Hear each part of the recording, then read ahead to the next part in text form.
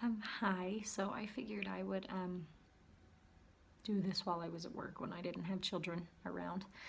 My name is Casey Pearson. I live in Cedar City, Utah, which is about an hour north of Arizona. I'm 3 hours south of Salt Lake in a tiny little town. Um, I had multiple pregnancy losses between my first and my second, and I was lucky enough to be able to work with a midwife an hour away for 3 years. And then we were able to have our second living child, and I took a break for a while. I had always planned to go to Ancient Arts Midwifery School, and I was saving up for the deposit and everything else, but life kept happening. And a friend asked if I had ever heard of Indie Birth, and I hadn't, so I looked up the website and it was Love at First Sight. And I was like, oh, well, hopefully next year they have openings and I can do this and things like that.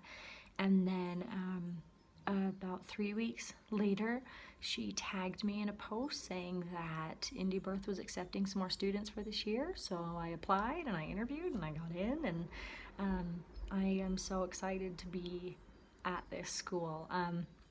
I cannot wait. I I haven't worked with plants for very long. My mom always was the one to do that. She always had a garden and she knew what works for what and things like that. So she's passed on some wisdom, but the extent of my plant knowledge is like using things to clear a room, like different sage or smudging techniques, different herbs for teas, or salves and stuff. It's just very basic, is all the knowledge that I have. I oh goodness, I can't remember the next part. I think it's something that brings me joy. Birth, obviously, but I love to knit. Knitting is kind of cathartic for me.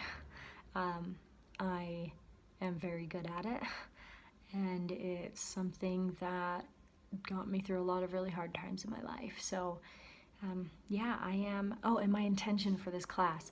My intention is to go in with an open mind, to learn whatever it is that I need to learn from the plants from this class.